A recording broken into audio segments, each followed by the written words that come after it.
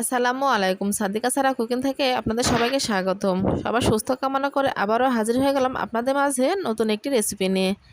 আমরা ইফতারিতে ভাজা পোড়া পাশাপাশি মিষ্টিটা খেতেও পছন্দ করি। তেমনই একটি মিষ্টি রেসিপি নিয়ে হাজির হয়ে গেলাম, বরফি। আমি আজকে বরফিটা কীভাবে তৈরি করব সেটা আপনাদের মাঝে শেয়ার করব। এখানে আমি 2 লিটার দুধ জাল করে ঠান্ডা করে রেখে দিয়েছি। এই দুধটা আবারও জাল করব। প্রথমে চুলাতে বসিয়ে দিলাম প্যানটা গরম হয়ে গেলে দুধটা আমি ঢেলে দেবো। এই জাল করা ঘন দুধটা আমি ঢেলে দিলাম। দেখেন আমার দুধটা কতটা ঘন হয়েছে। এবার আমি এই দুধটা আবারও জাল করে নিব। ঠিক এভাবে নাড়াচাড়া করে জাল করে নিব। ঠিক যতক্ষণ না দুধটা আমার ঘন হয়ে আসবে ঠিক ততক্ষণ এভাবে আমি জাল করে নেব।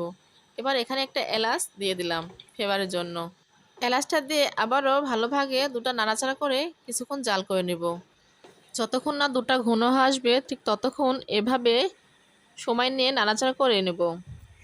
এবার এখানে একটা জাগে 3 চামচের মতো সুজি নিয়ে সুজিটা আমি পানি দিয়ে গুলিয়ে নেব। সুজিটা আমি আগে থেকে ভেজে রাখছিলাম। ভালোভাবে সময় নিয়ে সুজিটা গুলিয়ে নিব, যেন সুজিটার মধ্যে গোটা গোটা বা দলা দলা ভাবটা না থাকে। এবার সুজিটা গরম দুধের মধ্যে ঢেলে দিব। আস্তে আস্তে ঢেলে দেব আর সঙ্গে সঙ্গে নাড়াচাড়া করে নেব, যেন সুজিটা দুধের মধ্যে দলা বেঁধে না যায়। ঠিক এভাবে নাড়াচাড়া করে নেব।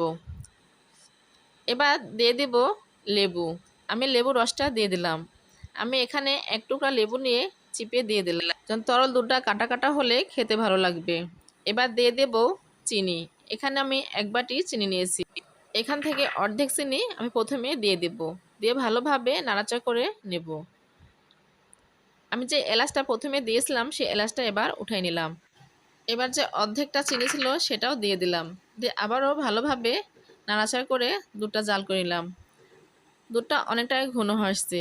ঠিক এভাবে সময় নিয়ে এবার সুজি, চিনি আর দুধের মিশ্রণটা ভালোভাবে জাল করে নেব, যতক্ষণ না এটা ঘন হয়ে আসবে। ঠিক এভাবে নাড়াচাড়া করতে করতে যতক্ষণ না খামির হয়ে আসবে ঠিক ততক্ষণ এভাবে নাড়াচাড়া করে জাল করে নেব। সুজির মিশ্রণটা ঘন হয়ে আসছে, প্যান থেকে উঠে আসছে, অনেক সুন্দর হয় দলা হয়ে আসছে। বরফির জন্য পারফেক্ট ভাগে তৈরি হয়েছে। এবার আমি এটা প্লেটে ঢেলে নেব।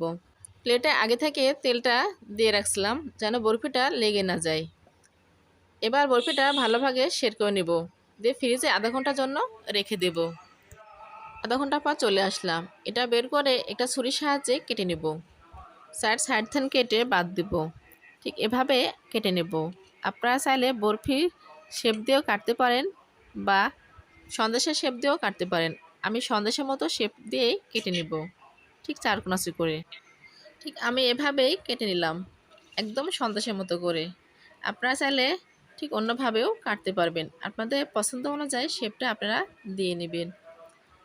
আমার সবগুলো শেপ দেওয়া শেষ। ঠিক এভাবেই আমি সবগুলো শেপ দিয়ে নিলাম।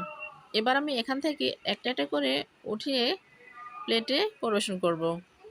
আমি এখানে অল্প উপকরণ দিয়ে এই বরফিটা তৈরি করলাম। আপনারাও ঠিক এভাবে বাসায় তৈরি করে খেয়ে দেখবেন। আশা করি আপনাদেরও খেতে ভালো লাগবে। আমার এই বরফি রেসিপিটা যদি আপনাদের ভালো লাগে তাহলে বন্ধুরা বেশি বেশি করে লাইক, কমেন্ট, শেয়ার এবং সাবস্ক্রাইব করবেন। সাবস্ক্রাইব করে আমার এই রেসিপিগুলো দেখে নেবেন। আমি যেন পরবর্তীতে আবারও নতুন নতুন রেসিপি নিয়ে আপনাদের মাঝে হাজির হতে পারি। সবাই ভালো থাকবেন, সুস্থ থাকবেন। সবাইকে ধন্যবাদ জানিয়ে আজকের মতো শেষ করছি। আল্লাহ হাফেজ।